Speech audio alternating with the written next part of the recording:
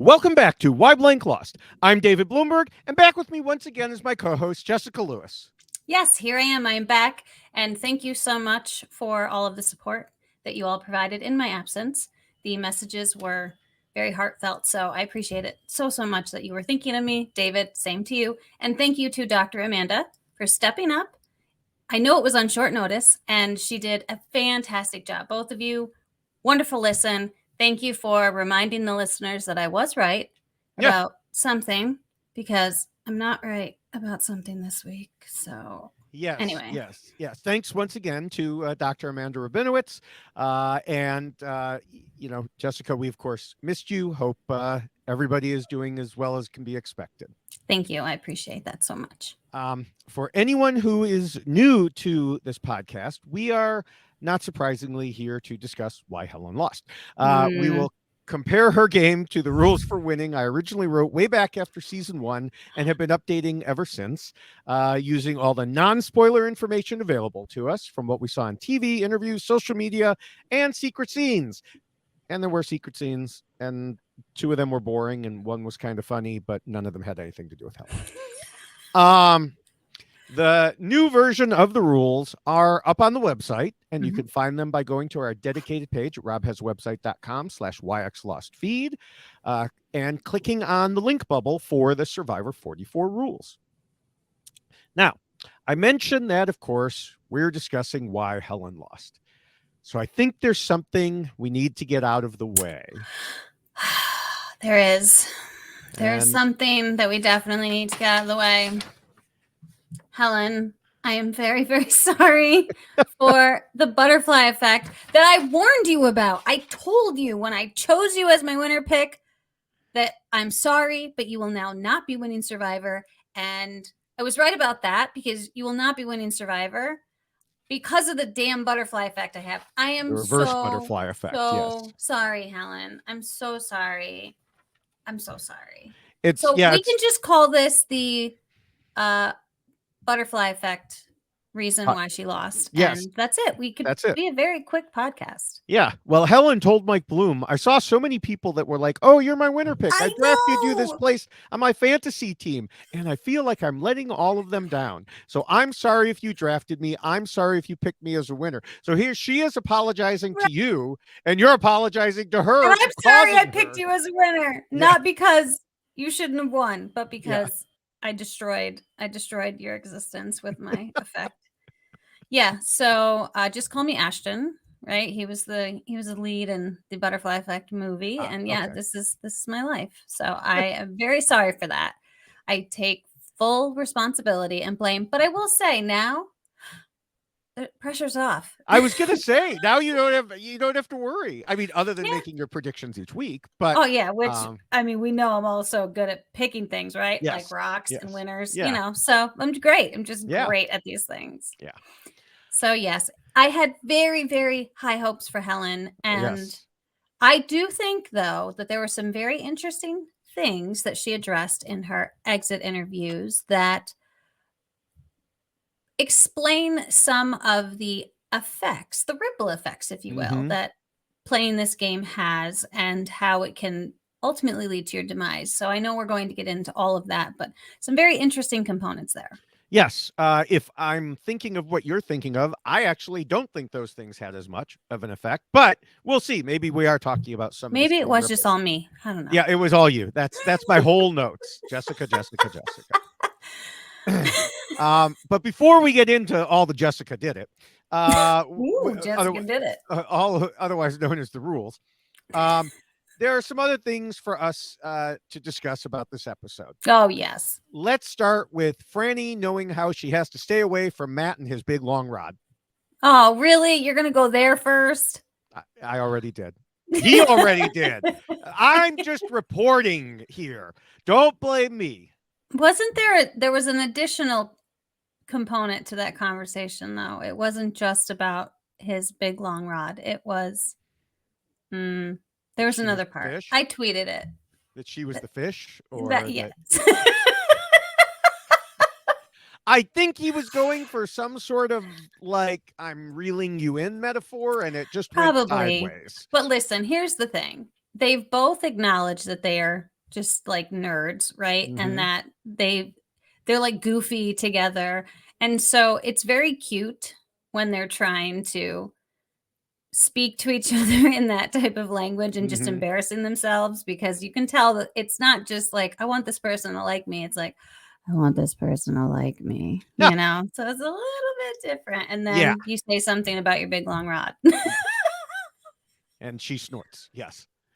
Um, which he finds adorable, and so Hey, it's listen, all good.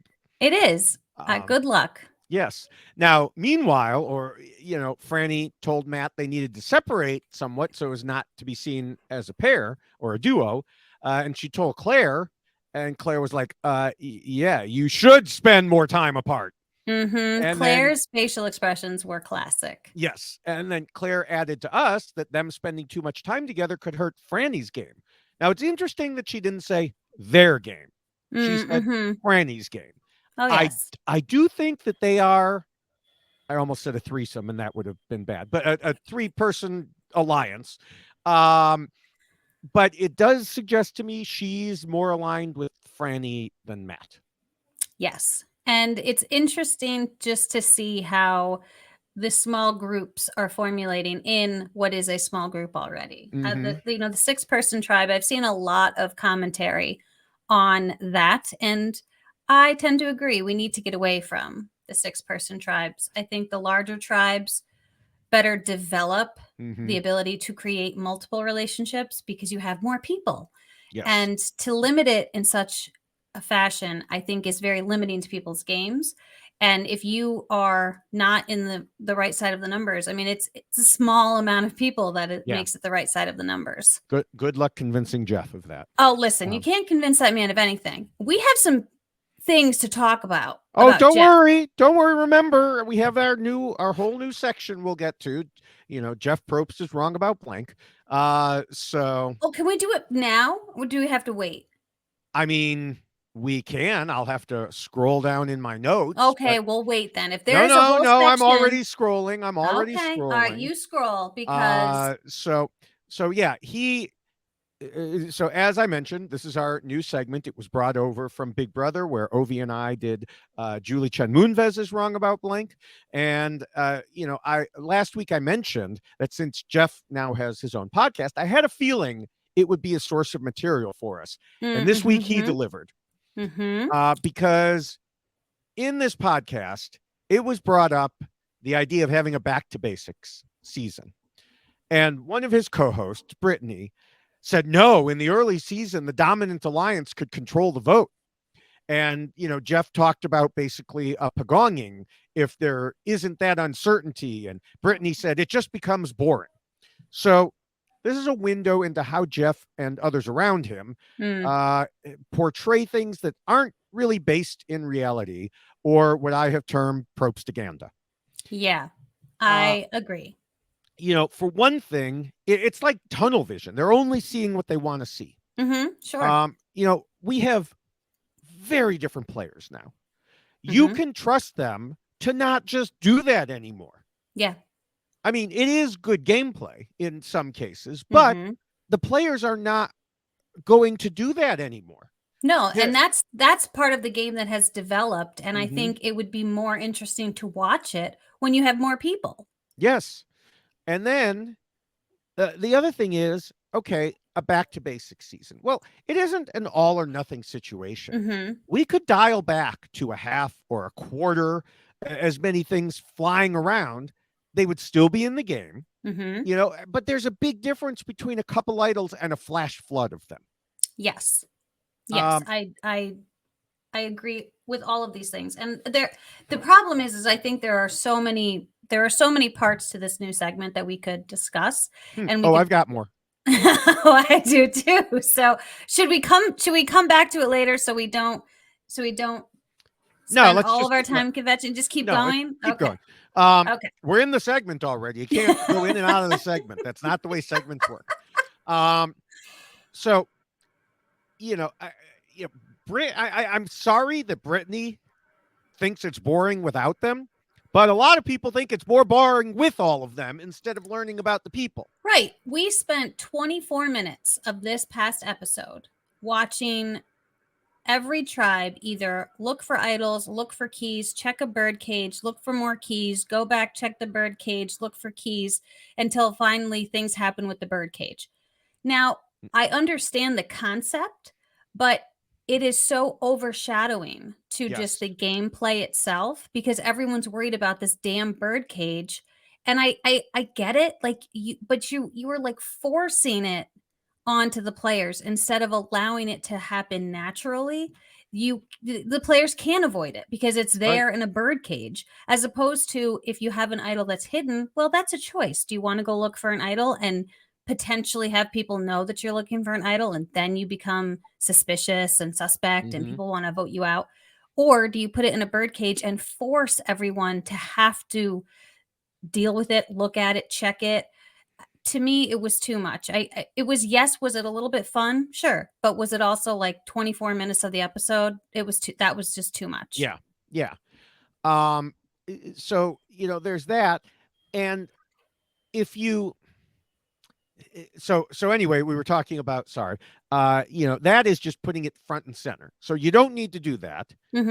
And like I said, if you dial it back some, but the other thing is, if you do a completely back to basic season and you don't tell the players, they will go crazy because they will assume that there are idols and advantages that they have not found. Right. You could get away with that for back to back seasons. Just watching these people go crazy because they can't find anything. Right. And they'll be jumping around and assuming that someone must have it, and you can get all these things out of it. Now, they even had the nerve to defend the Game Changers Suri Advantage Geddon, where she was knocked out with no votes because it was, quote, 7 minutes of great TV. No, it was her losing a game that she should have won again. Yeah, to hell with that. Yeah. They said glowing things about Suri, but Jeff admitted the audience hated it. Okay, then how about listening to the audience? Yeah. Yeah, I tend to agree. And I think the other component, too, that needs to be mentioned in this segment as well is the reusing of the challenges. So much so that people are now in their homes building them, recreating them, 3D printing them, practicing them, and learning them. Now, kudos to anyone who does that. David Wright admitted to doing it prior to my season. Matt told Jeff Probst, I actually built this and it's in my backyard and I practiced. Matthew, excuse me. Yes, we have a Matt and a Matthew. Matt has the big long rod. Matthew has the snake in his backyard. There's a whole lot of information. But yeah, so Matthew talked about that. And we also had Evie who said the same thing Evie, excuse me, when she no, I'm glad you fixed that because I always did that wrong. So it's one of those situations where, yes, great for those people to have prepped so much, but also it's really, I think, it's too game showy, right? Because what happens on various game shows, like Press Your Luck. Do you remember that Press Your Luck game that was like so many years ago, where the contestant actually like figured out the permutation of how the lights went around the board, and then it turned into a whole big scandal because he won all this money, but it was because he had memorized how things were going to work.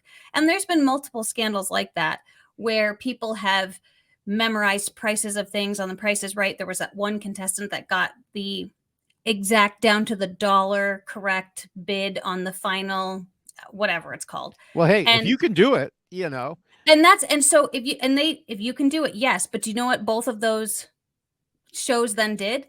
They changed what they were doing so the next person couldn't do that, because it takes away from the game. It diminishes the idea of this is a competition that, yes, you can prepare for, but you also shouldn't be able to practice ahead of time. And to me, I just feel like certain people don't have the ability. There's only so much you can do to prepare to go out to play Survivor, right? You can work out, you can run, you can do all of these things. But there are some people that can't build these things in their backyard and then practice the snake, whatever, in their backyard. So for me, I just feel like one of the beautiful components of Survivor, old school, older, before the new era, was the newness of it, right? Where you Right. didn't know what a challenge was going to be, and the players were always surprised. And occasionally they would bring things back, but there was something to be said about the players being surprised as well and not knowing what to do and having to figure it out in the moment.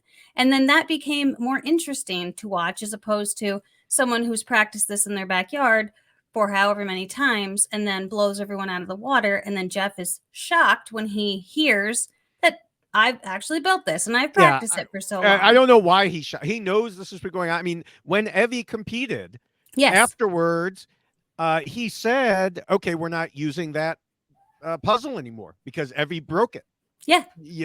and so I can't imagine they're not going to use this one anymore, but do something to change it up each time. Yes.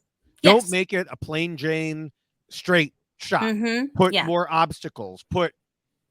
Just do something a little bit differently. Yeah. It needs to Um, be more fair, just as mhm. far as it being a competition. Yes, you can do certain things to prepare yourself, but to be able to memorize puzzles because you know that this is going to come back and be used again, it takes so much it takes just things away from the game. Mhm.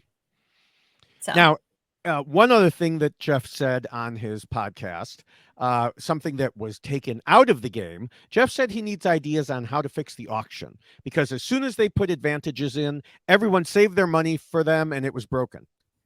So I came up with an idea. Take them out. I mean, is wait, it? what? Is it really Yeah, that simple? I know. Oh That's my so God. crazy. And That's so insane. I posted that on Twitter. I did not expect my most seen, most liked tweet ever to be me telling Jeff, if you don't like it in, take Take it out. it out. But there we are. That is where we are. And there I were love so many this. responses. Now, some people came up with other creative ideas or copying from like Australian Survivor. Hide advantages within food items.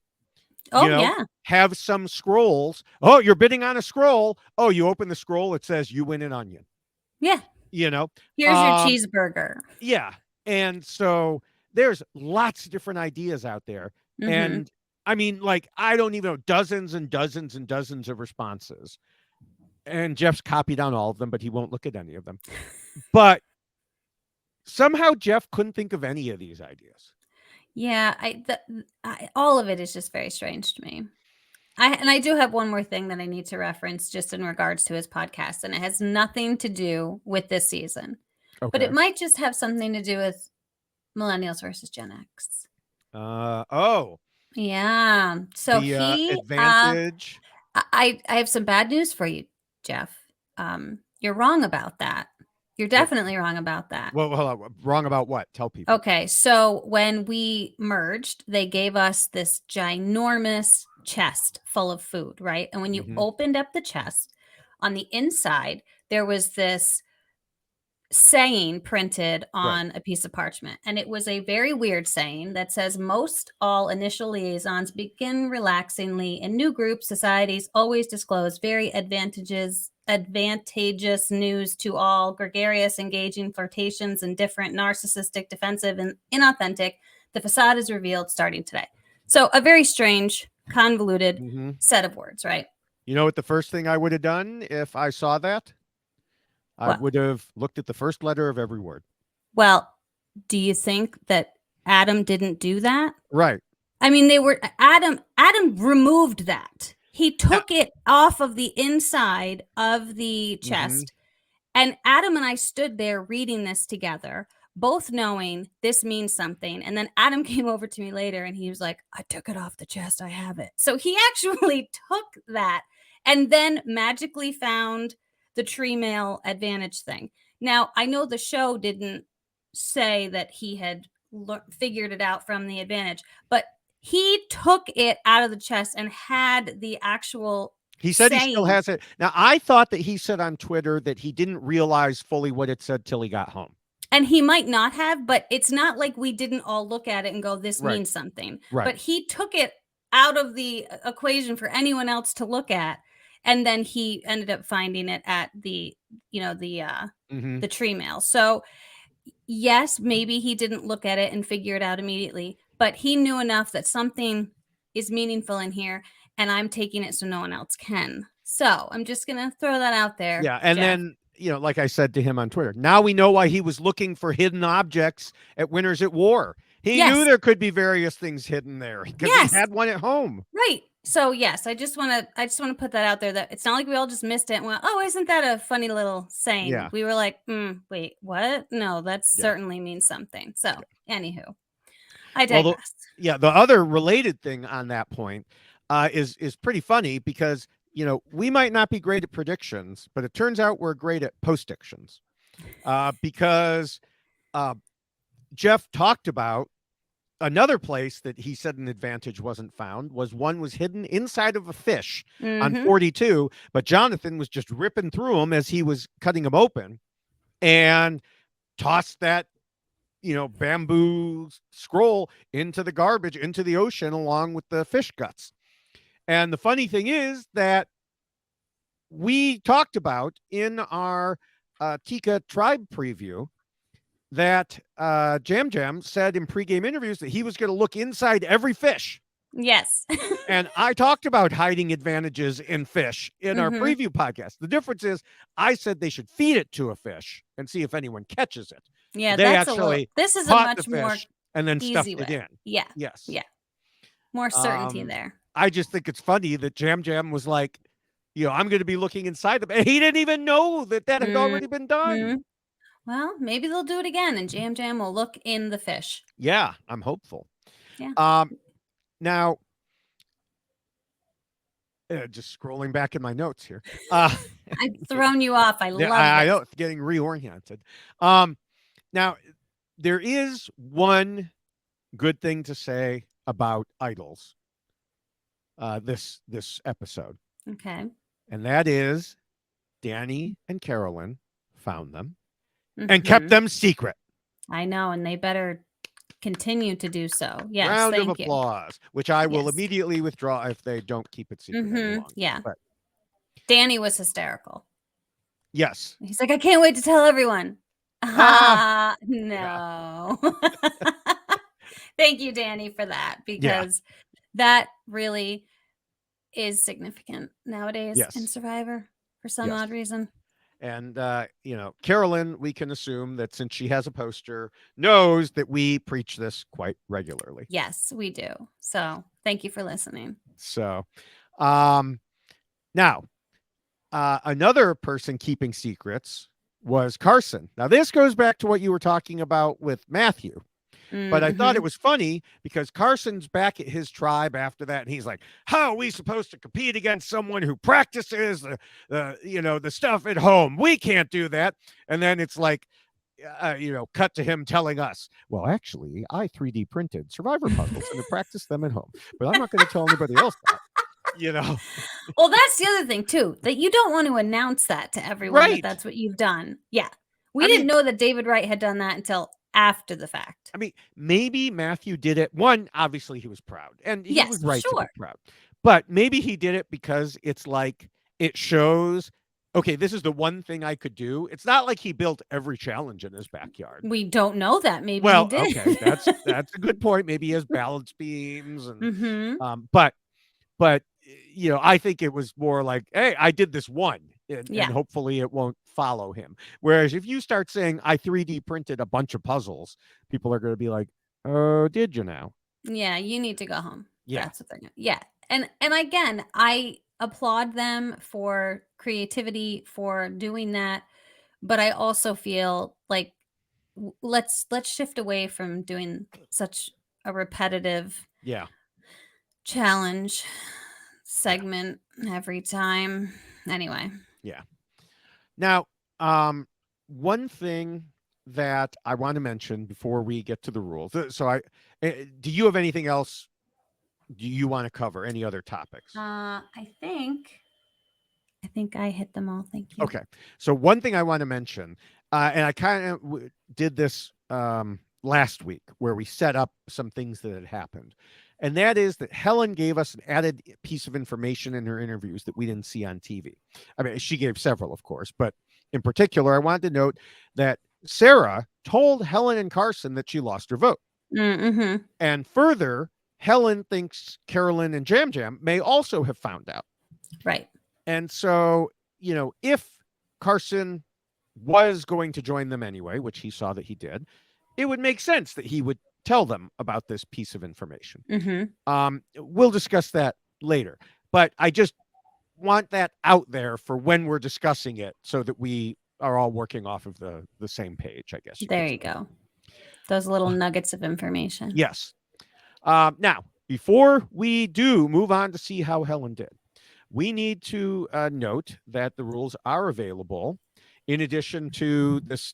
This is this rules bubble that I talked about clicking on earlier, but they're available in a shorter and much more colorful version in poster form. And so go to robhaswebsite.com/yxlostfeed, scroll to the poster, click on it. Now, remember, we just mentioned this, but Carolyn revealed in a tweet that she has a poster. Yes. So, Jessica, you got to keep track of the people who order those. I really do need to do better at that, don't I? I actually went back to see if I could find when she purchased it, but eBay, it was like, but I wasn't able to do that. If there is a way, there might be. I don't know. I'm not that eBay savvy, but I did try to make that determination. Okay. But, she also said, of course, she lives by the rules. So people, you should be just like her. Well, okay, not just like her, but you should, get a poster because that means you get on Survivor. It's obvious. Yeah. It's obvious. It's obvious. all connected. It is. It's totally connected. And then, of course, besides a poster, you can get the poster on a T-shirt so you can wear it to your Survivor audition, and then and impress Jeff. I love that. And then there's also the checklist T-shirt, which also would impress Jeff. So listen, if I ever get back on, do you think they would let me wear a T-shirt? I do not, but you can always try. I'm hopeful that someone one day will, but somehow it doesn't seem to happen. Yeah, probably not. We will waive, copyright worries if anyone wants to do that. Yep. So I own that design, so yes. Yeah, that's true. I do. So I should be able to wear my own design. That's right. That's right. Come on. So anyway. All right. So that was a lot. That was a lot, but we are ready to go. In a particularly prescient tribal council, Helen said, the fear is that if I'm talking to Sarah or I'm talking to Carolyn, I think I know what's going on. But when they talk behind my back, they think they know what's going on. So what if that's the reality and I'm just living in my own delusion? And then Jeff said, that's what we call a blindside. Yes, and that would be Survivor. And, Helen was indeed blindsided, totally and completely, as we could see written all over her face. This was not how it was supposed to end for her, and she was shocked, as were many watching. Yes. In her pregame interviews, Helen said she thought people would see her as really friendly and bubbly, which would hopefully lead to them thinking she was not as strategic as she planned to be. Well, we know what they say about the best laid plans. Was she targeted because her strategic side showed through? What does Helen herself now say she could have done differently? And does that cover everything? Let's find out as we determine why Helen lost. It's pretty simple. Pretty simple. It's Jessica Lewis did it. All right. We, of course, begin with the first and most important rule. Don't be predicted as the winner by Jessica. Right. This is what I'm saying. Sorry. Scheme and plot. Helen thought that she was in at least a 3-person majority with Jam Jam as a possible fourth, at least for this vote. She was tight with Carson and Sarah from the beginning, and she said in interviews that she felt she could work well with them. but she wasn't close to Carolyn or Jam Jam. And we discussed several times last season that on a 6-person tribe, especially a 5-person tribe, you can't just discount or be disconnected from 2 people. Right. Even worse here is this situation where, it goes back to what you were saying, like on this smaller tribe, you really do have to make these efforts. Now, yes. And certainly that like becomes even more horrifying and obvious and terrible when it goes from a 6-person to a 5-person within the first 12 hours. Yeah. And the person who is medevaced is someone that you were eyeballing as, I can't wait to work with that person. Right. And then that person is gone. Yeah. This isn't a news flash to Helen now, as she said in interviews that her biggest mistake was not getting really close to Carolyn and Jam Jam, as well as Carson and Sarah. And she should have spent a lot of time with each person so they would value her as an ally. Carolyn even gave Helen the perfect opportunity to swoop in and get tight with her. Last week, we saw Carolyn approach her and talk about how she felt left out and, opened up with some vulnerability. But Helen didn't do it. In fact, when I saw the look on her face when Carolyn was talking to her about that, it just seemed kind of disinterested, like you're at a cocktail party and someone's talking to you and you actually want to be over there, type of thing. I don't know. It was clear to me that she wasn't going along with her. And at the time, I kind of blew it off. But in retrospect, it ended up being very telling. A confusing thing is that Helen told Mike Bloom that her perception was that they didn't want to work with her and Sarah. Now, I don't know how she gets to that perception after Carolyn apparently tried opening up to her like that. I know we just saw the one time. Right. But I guess Helen must have just missed it and not realized really what Carolyn was doing there. Well, and one of the things that she talked about too was how it was almost natural for she and Sarah to connect. Right. And that just kind of happened. And then Carson also, it was a little more natural. So I don't know if she was placing too much emphasis on what felt right as opposed to doing the thing that might make you uncomfortable when you play Survivor because you have to. And so even though she and Caroline might have been different people, and someone like Caroline, I think in years past would have probably been the first one voted out just based upon her. There was a fear that she was going to be all based upon her. It is something that Helen talked about. She thought that she wouldn't be able to make a decision and she would be a little all over the place. And that scared Helen. And so you want to look towards what you know and what you understand. And she's dealing with Sarah and Carson. And she's like, okay, these people make sense to me. Carolyn doesn't. And I think in Helen's mind, she was probably reverting back to, well, she's going to be the first one that we vote out anyway, because I think everyone was thinking along those same lines. Right. Yeah. Not in this era of Survivor. When you are thinking, if you're a little bit different outside of the box, that can certainly work to your benefit. And I think that it's working to Carolyn's benefit. And I thought that Helen might kind of take Carolyn under her wing. That was something we had talked about. But unfortunately, she did the exact opposite. And it's just one of those situations where if she had done that, yes, I mean, things would be so different for Helen. Right. And to make matters worse, while Helen wasn't spending a lot of time with Carolyn and Jam Jam, she sent Carson over to do it.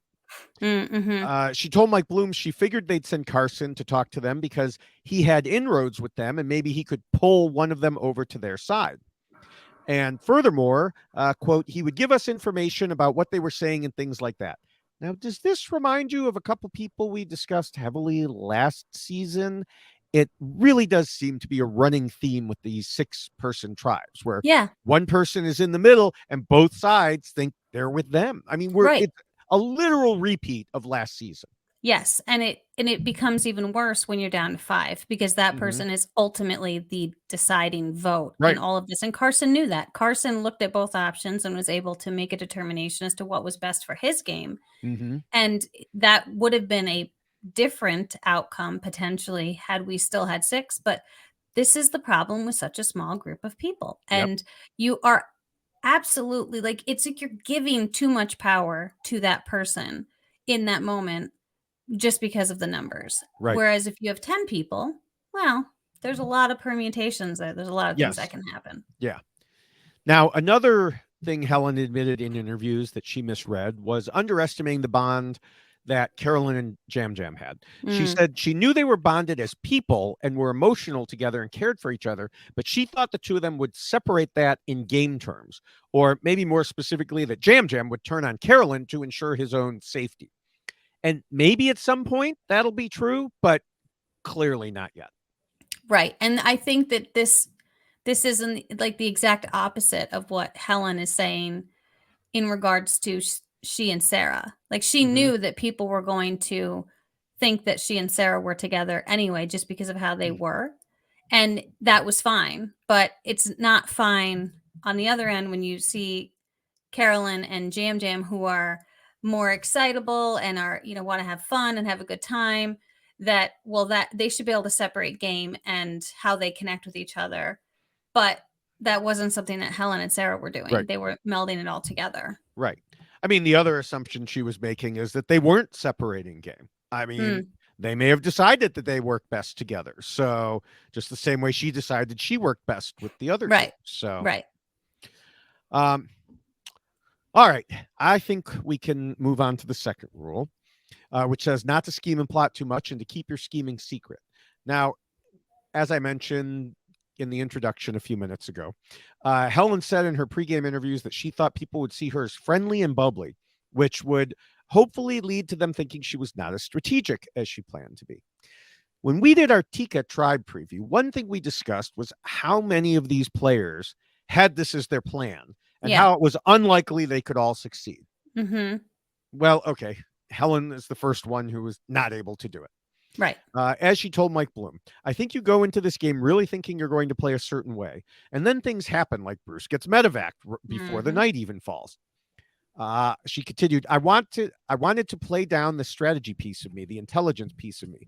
But I think time and time again, I was just thinking of how do I put my tribe in the best position to make it through and have a flint and machete go through the immunity challenge and not have to go to tribal council at all.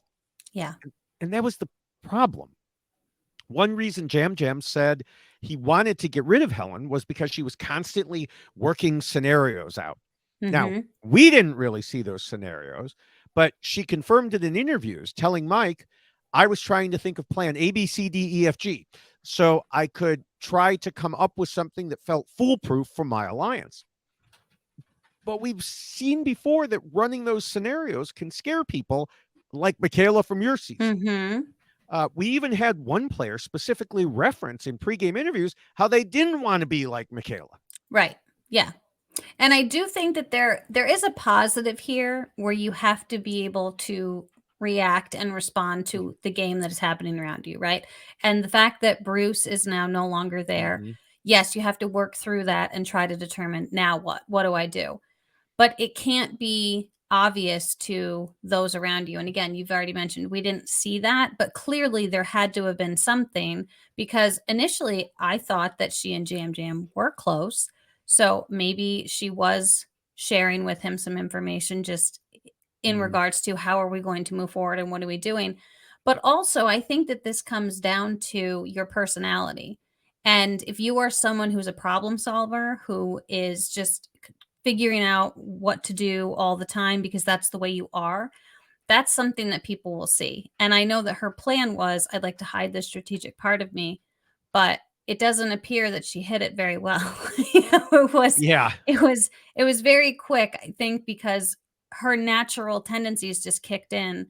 And what she said was I was trying to figure out what was the best thing to do for my tribe. Sometimes Well, no, she said for my alliance. well, for her alliance, yes. So Yeah. for her alliance, but it was, where was it? She talked about, I don't know, like getting the flint and whatnot and everything. Mm-hmm. And so there are times you have to just be selfish and just know that this might not be the best thing for all of us, but it's going to be the best thing for me. Right, right. Now, another issue is one you already brought up, in that she was seen as a duo with Sarah. She told Dalton Ross that they were doing their best to avoid being seen that way. Again, using Carson as an intermediary, but it happened anyway and put Carson again in a great position. So Carson was the intermediary between Sarah and Helen, and between Sarah, Helen, and Carolyn and Jam Jam. So literally, Carson was in the dream position at this point. Yes. Yeah, he definitely was. And here's the thing. Him being in that position is great for him, but then also he had all of the information, right? Mm-hmm. And so the decision that he's making is not piecemeal, and he's the one who's choosing what to share with the other side. Yes. So it's such a powerful position to be in, and to kind of hand that power off to someone. Yeah, that's problematic. Yeah.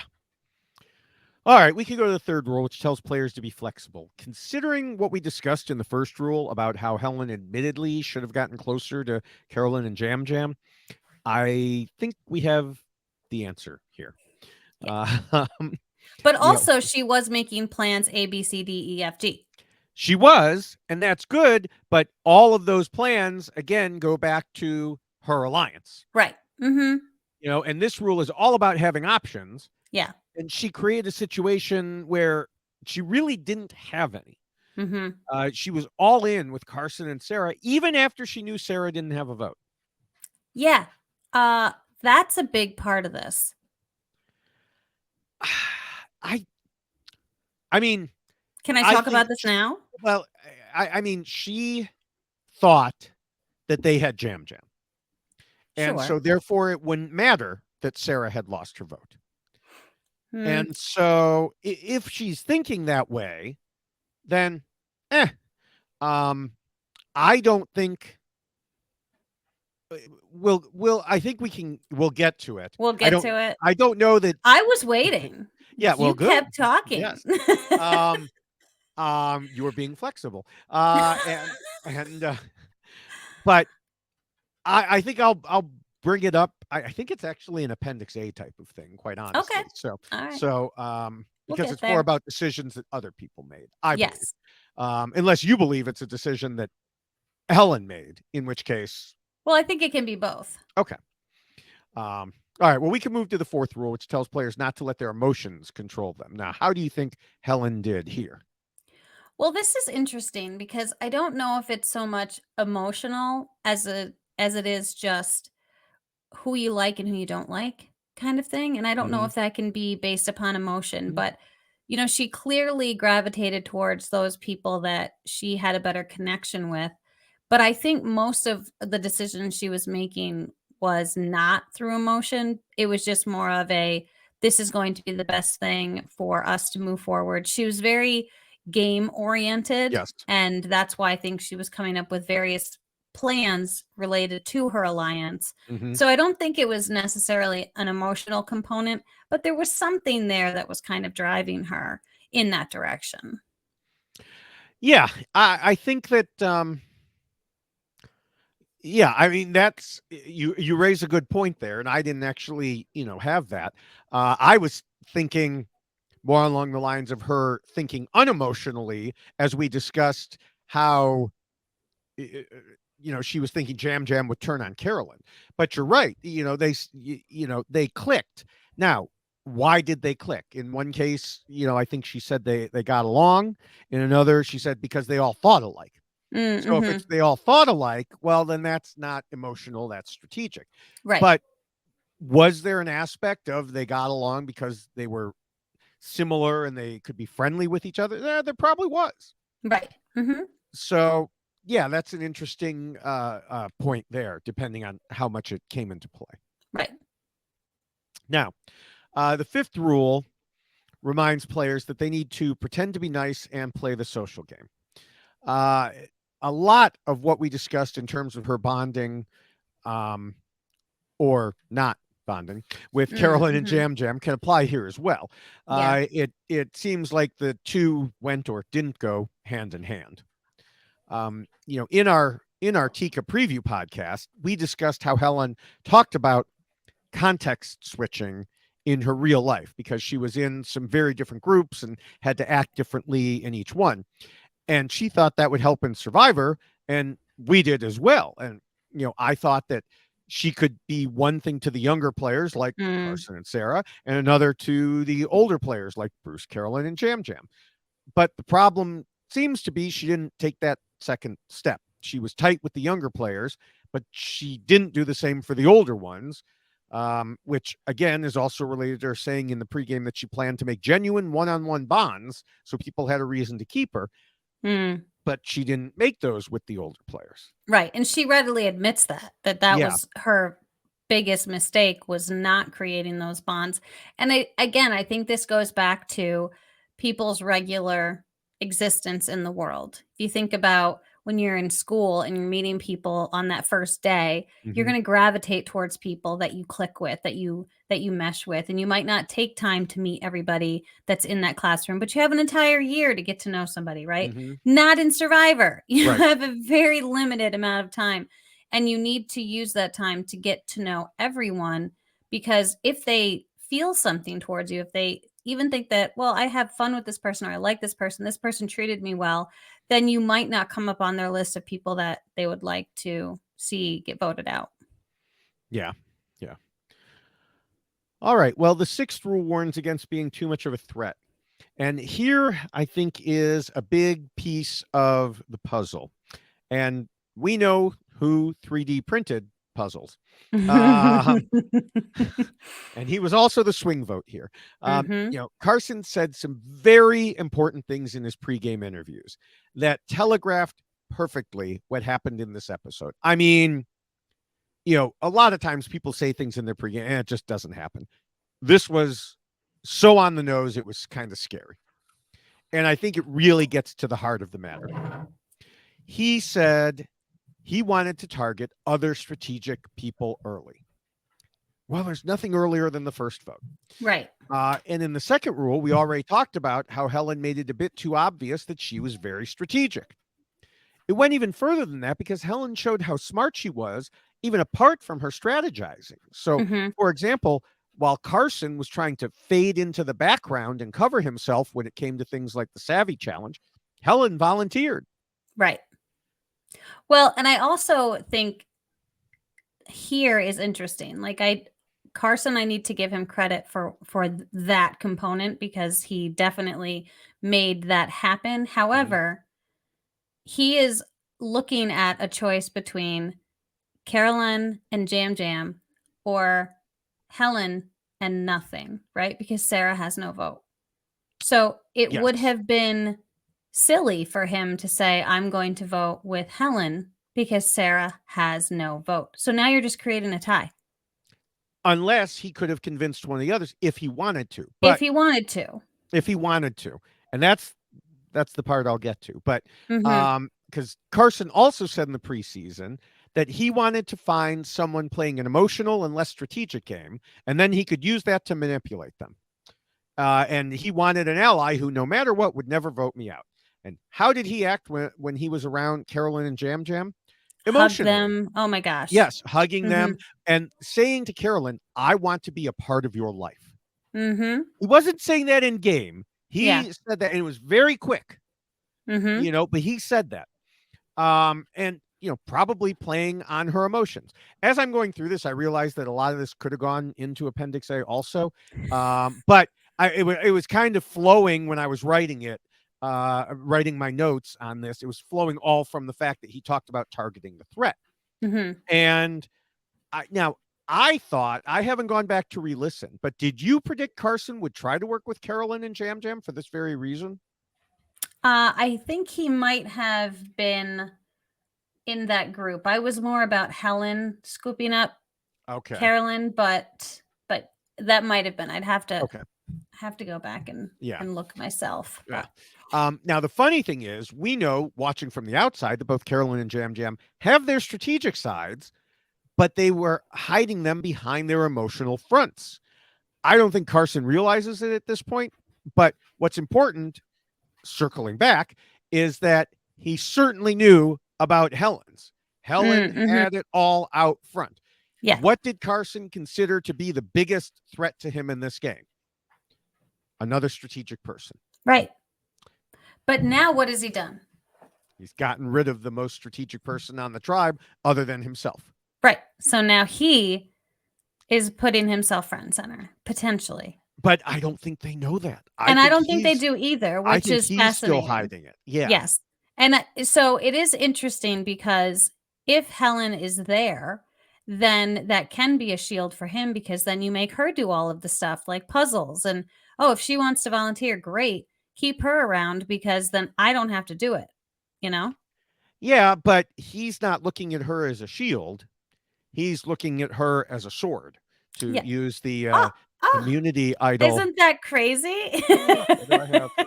My shield and sword. I do love that. I should have gotten butterfly wings for today. Yeah. And then just in case the shield and sword don't work, I also have the dagger. Oh, stop it. So that's the one that you stab them in the back with. Oh, so many weapons. It's Survivor. You need to be flexible and have all your weapons. Apparently. And Jeff was very aggressive when he introduced that immunity idol to everyone. Yeah. Just wait. The previews, it looks like Kane is going to be whipping that sword around. My goodness. Craziness. So, yeah. We can move to the 7th rule, which covers idols and advantages and game mechanics, not the immunity. Hidden immunity idols, not the sword and shield immunity idol. Mm-hmm. Now, we know that Helen didn't find the key or the idol, nor did she go to Advantage Island, but she was crossing her arms. So clearly that meant she had to go. Clearly. Listen, and this also needs to be mentioned, right? Because again, here we have an effect from inserting too many things into the game that then become problematic for the players, even though things don't need to be inserted into the game that can become problematic for the players. They're going to do it themselves. So just let them do it. Yeah. Anyway, I just can't. No, but I do think that I'd like to revisit this just a little bit too with this, and maybe it's Appendix A. I'm just very interested in this Sarah losing her vote component. Okay, let's finish. Yeah, okay. Let's just finish this. So, because I just want to clear out this part about her crossing her arms and everything, and because Helen did say in interviews that she thought Carson was convinced she had the idol, and that he told Jam and Sarah. Now, I have little doubt that he told those two. I don't think he needed to believe it in order to tell them. Once he decided he was going to target her, of course, he wanted all the ammunition possible. You want the sword and the dagger. Right. So get them all on his side. What better way? Sprinkle a little bit of information in there, make them think it. Right. And you create that narrative. Right. So I don't know whether or not he sincerely believed that she had the idol. I mean, there was one line from him about having studied body language, which is mostly a pseudoscience. But it can work for some people in certain situations, but you're not going to get there by reading some books in all likelihood. Unless the guy is playing at the poker table and always twists his Oreo a certain way when he has a certain kind of hand. That's about all you're going to get. But it didn't matter, I don't think, because I believe she was already in his crosshairs at that point. Yes, and I don't disagree with that. I really do think that Carson had seen, and I think too, this is worth mentioning, Carson saw her performing, right? He actually did the Savvy Challenge with her. Yes. And so again, she did most of it. Right. And that was not anything that anyone else witnessed, but he did. So an eye-opening moment for him to realize, wow, yeah, this is someone I'm going to have to watch out for. She is savvy. Yes. Yes. And so I do think that is something that he took with him in moving forward. And then you just have to create a narrative that people can buy into. And in that moment, how many people are really paying attention to everybody because they're all like, oh my gosh, I don't want someone to think it's me. Oh my gosh, I don't want someone to think it's me. And then he can say, well, did you see Helen? Oh my gosh, you didn't see her? She had her arms crossed. And all you have to do is just kind of feed that fear. And then they might go, oh, I did notice that. I saw that too. And they start to convince themselves that that could be correct. Because also, didn't Jam Jam talk about anybody but me? And if you're focusing on someone else, then the attention will be taken off of you. And so Right. if they want to jump on that too and go, well, we think she has the idol. Well, then there you go. Yeah. Yeah. I mean, I know when I was working and I would, lean up against someone's cubicle or office, I would often just rest with my arms crossed. And sometimes I would realize that, oh, this pose supposedly makes me look a certain way. So I would, stop it. I also, through making all of those different videos that I make, I have learned that I have, in many cases, like resting frowning face. Because I will start the video and just be kind of, having what I think is a neutral look on my face, Mhm. and then start talking. And when I go back to edit, I'll be like, "Oh, I have to find the place where I don't look like I'm frowning to start the Yes. video. Yep. Mhm. And so that's why all these things, it's not like I'm upset when I'm making these videos. It's not like I was hiding something when I was Right. going to visit my employee in their cubicle or whatever. It's just the way you're comfortable when you're standing. Yes. And Yes. so And there are a lot of things that you end up learning through your employment that mhm, you can then carry into situations like this. I mean, I right, stand in front of juries and have to be very mindful of all of those things right, because you don't want them to perceive you doing something and have it misperceived, right? right, Like, that's not what exactly. I'm doing. So I've told people time and time again that are interns that are working for us, you need to be cognizant of everything you are doing because you Hmm. are being watched like you would not believe. Oh yeah. And this is the same type of environment. People are watching everything you're doing because perception becomes reality. We've discussed that a Hmm. lot. And if they look at you a certain way and then start telling other people, do you see the way he's standing? And it builds and it feeds on itself. And then it makes other people start focusing and paying attention to these things that Hmm. really could mean nothing, could mean absolutely nothing. But when you told that story about you standing in other people's cubicles, I just started thinking about what is it, Office Space, that movie? When Hmm. the manager is like walking around and he just comes into people's cubicles and he's like, so hey.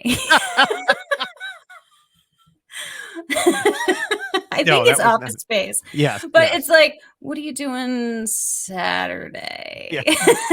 'Cause he was I just this is the vision I had in my head. Great, thanks. You were, like, locking people into Yeah. overtime, like, No, no. You're gonna have to come in and work on I was usually the Saturday." one who got locked into overtime. But I mean, yeah, you can use body language to help you. Yeah.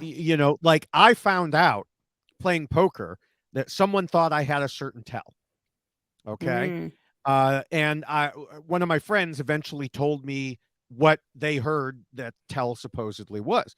Well, I used that then when I played against other people who believed it. Mm, And mhm. like they thought when I was bluffing, I had this tell. Mm. So I would make sure to take those actions when I had a good hand, so they would think I was bluffing. That's great. And similarly, like when I would be testifying at hearings, I would often, the way our hearings worked. The board, the people who were making decisions were in front facing us, and we were often like right in front of them. And Mhm. then there would be other people testifying, like in some cases, right next to me. And so there was a couple times where there was a literal like crazy person talking and saying things. And I'm just like locking eyes with a board member and making it clear that even though I can't say anything, this person is crazy, you know. And other times when people were just maybe not crazy but wrong, same Mhm. thing. Yeah. There are ways to, I was purposely using my body language to convey what I could not say in that Sure. moment. Yes. No, absolutely. And all of these things are great tricks to utilize when you're out there playing. but it's also things that you might not realize about yourself. Right.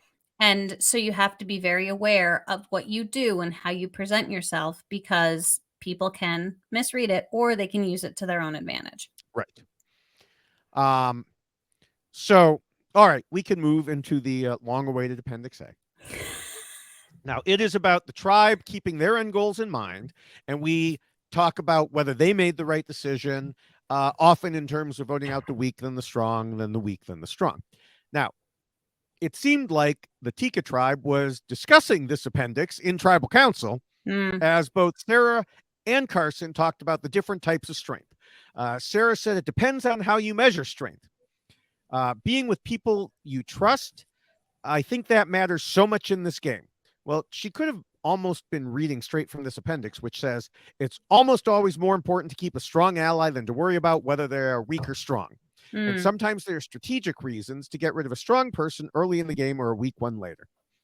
Now, Carson said if he votes someone out based off strategy, they might not be able to win challenges. And the way he said it and emphasized that word made me really think he is continuing to put on this front of not being a strategic person, while at the same time being incredibly strategic. Yeah, from my standpoint, likely being the mastermind behind targeting one of the strongest players on the tribe. Right. Yeah. No, and I think that it's interesting the dynamic that was created in this group. And I think that Carson saw it probably better than most. It was something that he talked about. Just, I mean, their tribe is not doing well, right? And they started out with 6 and went to 5 very quickly. Yeah. And I do think that he figured out how to utilize each person in the best manner to help him along, but make it seem like that's not what he's doing at all. Yeah. Yeah. Now, the next thing in line here is your topic, Sarah's lack of a vote. This damn thing. Yeah. So now, obviously, there wasn't anything Helen herself could have done about Sarah not having a vote other than seeing the problem and flipping the vote against Sarah. Yeah. Hi. My name's Jessica. Yes. I did well because seriously, like let's just break this down.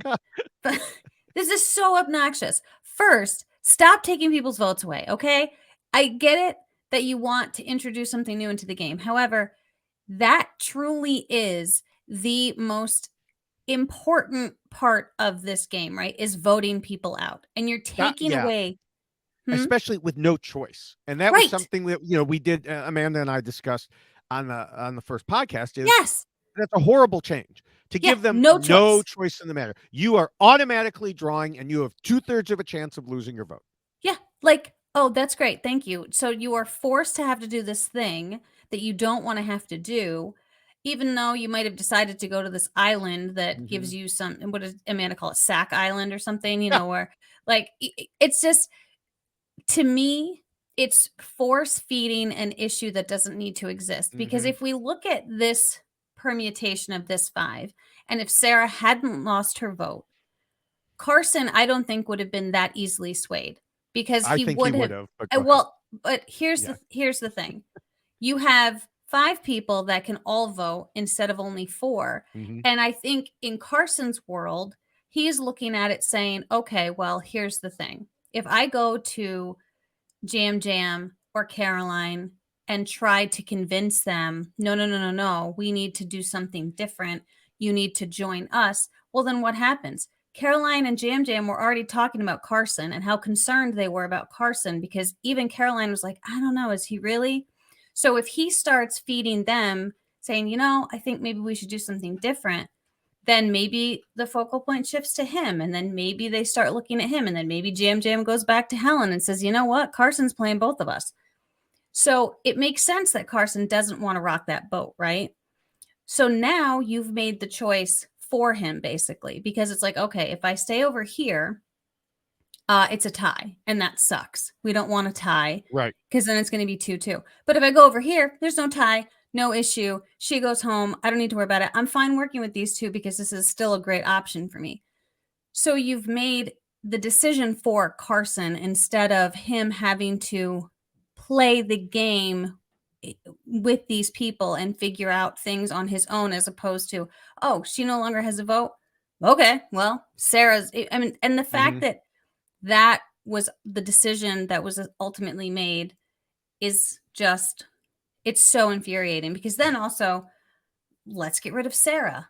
She has no stake in this, and she can't vote. Why are we keeping her here? And she also went to Sack Island and probably has something that we don't know about. Well, and that actually supports my thesis that it didn't matter. I think, and we can ask Carson when, well, not we, but, interviewers can ask Carson when he eventually gets out or wins. And, what would you have done? Because I think this was not a deciding factor. I think he had already, we know he had already put himself in the perfect middle position.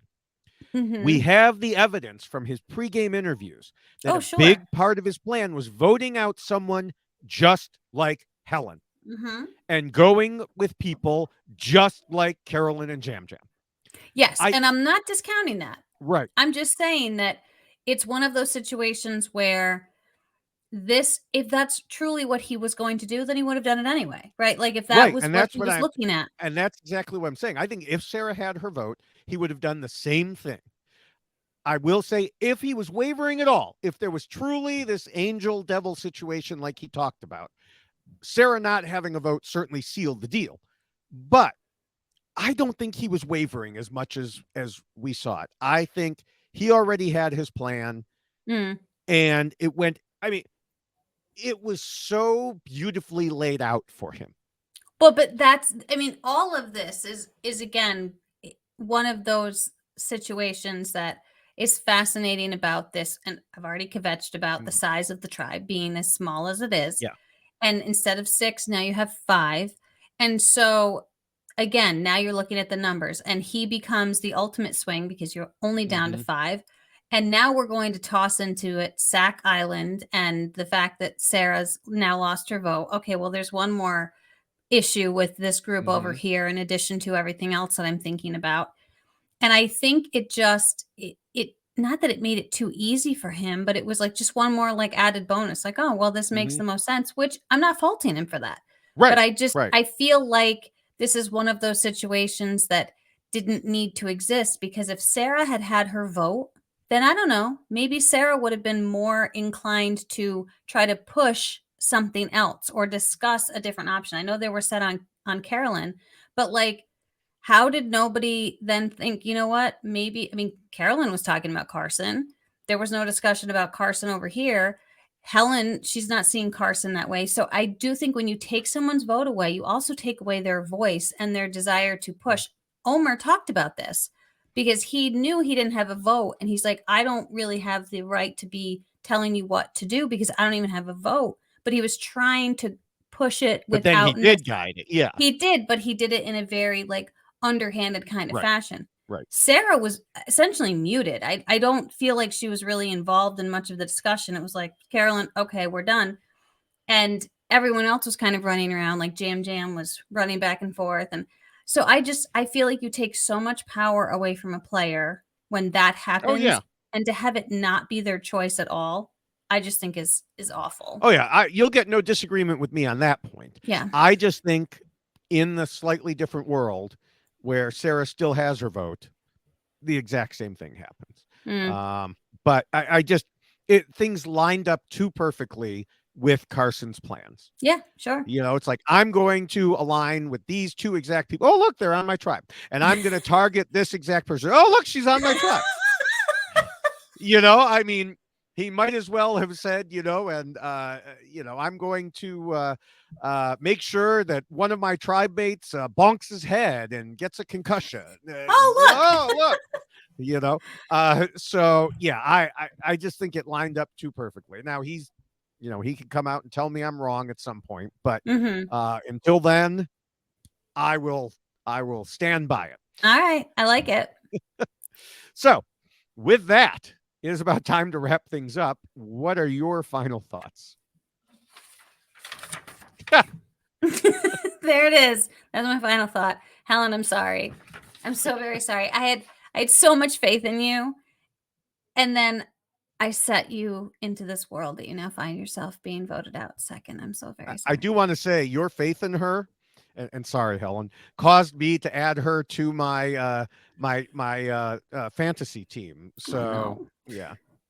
So yeah. So about that, apologies. So here's the thing, and this is what I blame myself for, is I looked at Helen and her desire to play this game the way that she wanted to play it. And what she talked about, I called best laid plans, right? Mm-hmm. Like that's the thing that I've talked about with a lot of different players that have come in, and I have to find my notes here, where when you come into this game and you have all of these ideas and all of these plans, and I always say this when we are doing our initial review of each tribe, that you can have all the plans you want, but it might not work out once you get there because everybody else has plans too. And clearly Carson had a plan, Yeah. and Carson was on her tribe, and so she was suddenly like, I don't want to be the smart person, let me volunteer for that puzzle. That doesn't really bode Mm. well. And then you have Carson seeing her actions and seeing how good she is at this and realizing, I think that's going to be the person I need to target. And so, unfortunately, for someone like Helen, Survivor is a game that has certain components that are just outside of your control. You don't know who's going to be on your tribe. You don't know how many people are going to be in your tribe, but guess what? It's going to be 6. I'm just telling you. And Yeah. then Yeah. in your case, unfortunately, 5. But you have to work within the confines that you were given, and you have to figure out how to make those work for you. And unfortunately, I think Helen let too much of herself seep in. Even though she had all of these plans, they were all very Helen plans, and they were all plans that she thought were going to work best for her group, not realizing that other people had the plans too, and that their plans were working in direct contradiction or in opposite of what she wanted. And it's just so sad because on paper, listening to her, she had great ideas. She had an understanding of what the game should be. But I really do think that she found herself in a group of people who are playing a much different game of Survivor. I think Helen probably would have done better a few years back, Mm-hmm. but we are where we are, and this is where we're at. And unfortunately, she found Carson on her tribe, Yes. and that's and I'm so sorry. So this, Helen, I'm sorry. Butterfly effect. I can't. Sorry. All right. Well, Helen was strong in challenges, strong in strategy, and had what she thought was a strong alliance. All of this sounds great until you realize that one of her key allies came into the game with a plan to target people just like that. Mm-hmm. Carson literally found himself on the ideal tribe for his pregame plans, as we said, which is something of a rarity because usually it's like you said, best laid plans. Mm-hmm. He had 2 people who seemed like they play emotionally and 2 who play more openly strategically. Even better, the 2 who played more strategically really didn't work well with the other 2, and not only let Carson be the go-between, but purposely sent him for that job. Helen has herself done a good job of pointing out retrospectively most of the places she should have done things differently. She only got close to Carson and Sarah rather than also Carolyn and Jam Jam, including missing a valuable opportunity that we saw when Carolyn was opening up to her about needing to feel included. Helen underestimated the bond between those 2, Carolyn and Jam Jam, as only emotional and not strategic as well. She was too outwardly schemy and thinking through all the different options. But even through that scheming, she didn't create a backup plan for herself to ensure things didn't go sideways with her 3-person alliance. Helen didn't stick with her pregame plan to hide behind a bubbly personality, allowing too much of her true self to show right away. But her tribe mate and supposed ally Carson did stick to his pregame plan to start by targeting people exactly like Helen. Because of the other things she did and didn't do, she put him into the position of power where he could make that happen. And that is why Helen lost. Oh, Helen. Helen. Yes. Sorry, Helen. Pressure's Uh, off. yeah, off you. Yes. Yeah. Um, Yay, me. And to all future Survivor players, you better hope I don't pick you. This is bad. Everybody go into your pregame interviews saying, I love David, but I can't stand Jessica. Don't say that. Just say this is a butterfly Don't effect. pick I me. love Just say, don't pick Jessica, me. but Oh, okay. yeah, they don't Okay. have to not like me. They Well, can if just be I was like, saying if they don't like you, then you won't pick them. They okay, could just that's go into fair. their interviews and say, don't pick me, Jessica. Right, like, Please. I please. love you, but don't pick me. Yes, Jessica Lewis, There we go. That's don't better. do it. That's better. That would be hysterical if that Yeah. started. All Yeah. right. Before we get to our predictions, let me remind. I'm not doing them. Yes, you are. Let me remind everyone Quit. that I did, by the way. You should tell everyone. What did I send to you? What did The you send text to me? message that I was quitting. Oh, yes, predictions. Yes, yes. No, I just said I quit. I didn't Yeah. specify Oh, what. yeah, well, I ignore that. The rules we just discussed are available in poster and t-shirt form. So again, go to robhasawebsite.com/yxlostfeed. Also, and I'm pulling a fast one here on Jessica because I did not tell her this, but there are other places before we get to predictions that people can reach us. Oh, we're doing that. Okay. I was like, what are we doing? Where are we going? What? More t-shirts? I don't know. No. You can follow us on Twitter. I am at Jessica Lewis 89 and he is at David Bloomberg. You should certainly follow us both because we tweet during the week, but also we live tweet. So be ready. Spoiler alert. We live tweet during the actual Survivor episode. So just be ready for that. And also David Bloomberg likes to try to cheat and steal my tweets. So there's that too. Never. So anyway, but you can follow us there. And I am on Instagram at Jessica Lewis 6789. And David Bloomberg is everywhere, like legit everywhere. So everywhere. He has an entire page of everywhere. Look at all of the places that you can find David Bloomberg. That is true. Insane. Yes. Now, the easy way is any place that I post videos. So that would be TikTok, YouTube, and Instagram. I'm at David Bloomberg TV. Got tired of last year going through and giving you 3 different places. So at David Bloomberg TV for all of those. But you can get to everything at my Linktree at Linktree/David Bloomberg. And there's a dot before the EE. So that's the page I'm showing now and has all the different places that you can find me there. Now, on the different video so wait, websites. I have a question for you. Okay. I'm looking at your page. Mm-hmm. That list, do you have the actual, like, what is it again? At, like... It's at the top, the URL, Linktree/David Bloomberg, where there's a dot before the EE. So it's linkter.ee/David Bloomberg. I'm not seeing it. Am I blind? It's on the you can't see it because it's not showing on there. It just shows the page. It doesn't show the URL. Yes, so I'm not blind. No, so you're I'm not. Like, you're not. I'm seeing it, but it's not showing. It's not sharing that. All part. right, so you need to make sure that that's included somewhere. Well, yeah, I can't. It's on the Linktree page. How do you include it?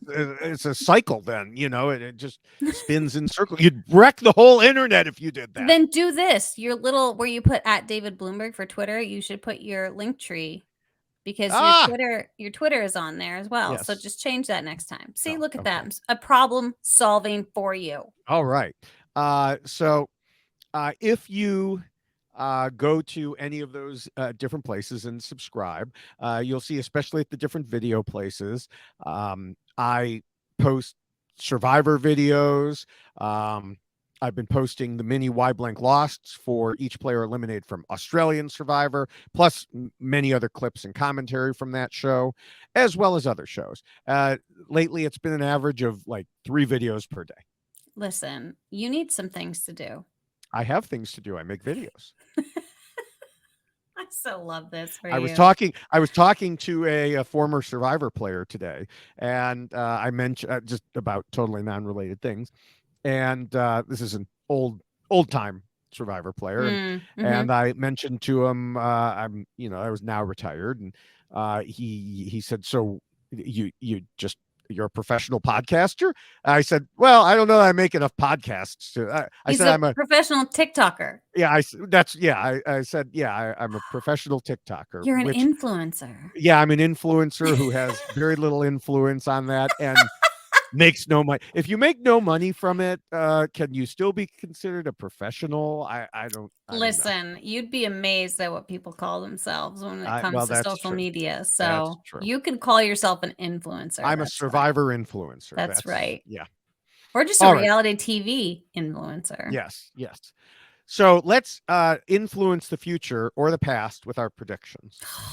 So here are mine. I hate If this. if Tika goes back to tribal Oh, council, that's an easy one. I think it's pretty clear Sarah will be Yeah, toast. that's it.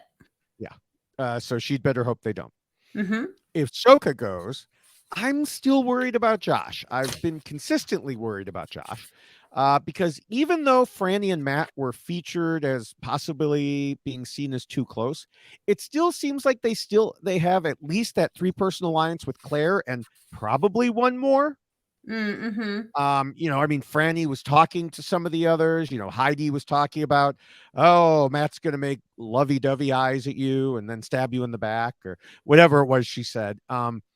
And so I still worry about Josh, if only because he doesn't exist as far as the show is concerned. Yeah, I agree. They're and the same Heidi has been not as apparent. But at least Heidi's been seen a couple times. She made fire.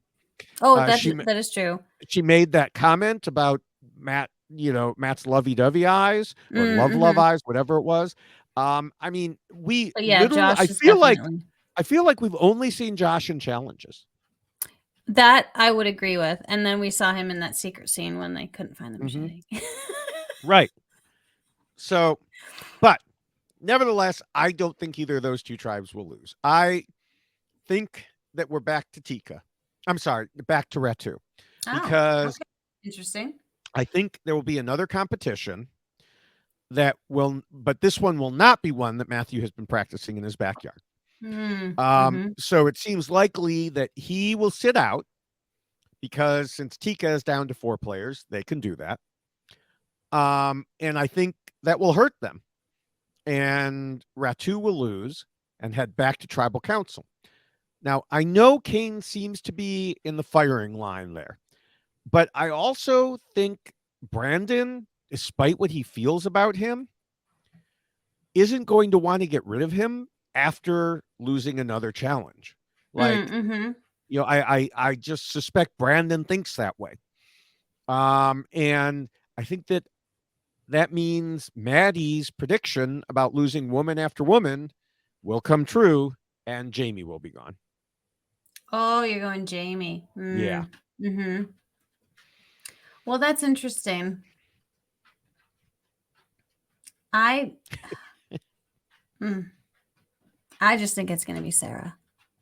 Okay. I just don't think that Tika is going to do well because they just haven't done well in challenges. I mean, it seems pretty apparent that they did just vote out their puzzle queen. Right. And so, this is what I'm saying now. Carson's going to have to step up because if that's what it boils down to, and if he doesn't want them to know, well, then someone else is going to have to do the puzzle. And I mean, I don't know. Carolyn's just going to keep taking off her pants when she's supposed to be doing a challenge. I'm not sure, but yeah, I just think it's going to be Sarah. I got to go with Sarah. Okay. Sorry, Sarah. All right. Well, as we wrap up, I want to encourage people to check out the RHAP patron program at robhasawebsite.com/patron. You can get access to all of the special podcasts that are put out just for patrons, plus one for Survivor that is put out early for patrons, Rob's new deep dive into a particular question. You can just also support shows like ours and everything on the network. So go to robhasawebsite.com/patron or click on the link at our robhasawebsite.com/YXLostFeed page. Yep. Also, make sure you're subscribed to all of the reality TV RHAP-Ups podcasts by going to robhasawebsite.com/RHAP-Ups-feed. And then you could just select your podcast service of choice. You'll not only find content like us, but also the B&B, Terrence Stockwatch, Shannon Gus's Survivor International, and of course, podcasts on a number of other shows and topics, from reality TV to wrestling to crime shows, all sorts of things. craziness. There's so much out there. Yeah. So, can I thank people now? You threw me off.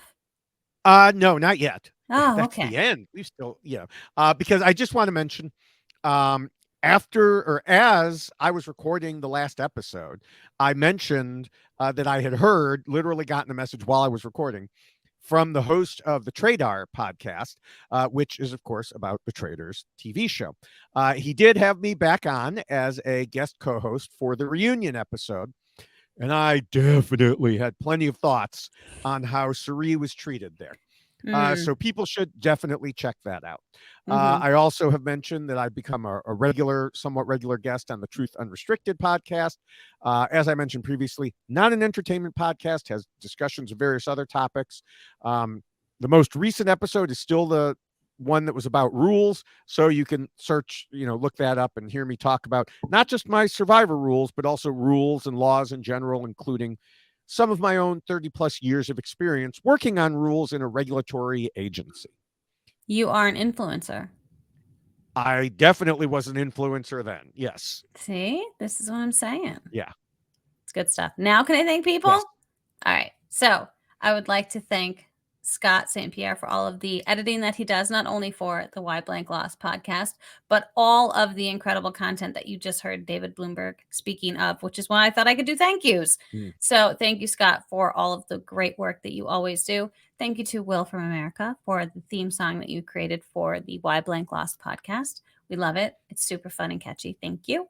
And David Bloomberg, thank you so much for all of the support that you have been providing me this past week and prior to. And also, thank you for not giving me too much shit for my winner pick. You were kind of giving yourself so much. I would feel bad piling I on. know. It's terrible. I make no promises for the rest of the season. I was like sitting on my couch just going, are you kidding me right now? Like David Bloomberg is at his house just giggling it up on his couch, watching my downfall on national television and just having the best time ever. Mm-hmm. I would never celebrate anything like that. Okay. I almost said it with a straight face, right? Almost. Yeah. That was not the reading the tell that I'm seeing there. Yes. Yeah. There might have been some body language that gave that just a little away. bit. We were like, maybe. Shocking. Yeah. All right. Well, thank you, Jessica. And again, welcome back. Mm-hmm. We will be back here next week, and until then, well, we'll see you online. We'll see you on TikTok. We'll see you wherever. But be back here in a week. Bye. Bye.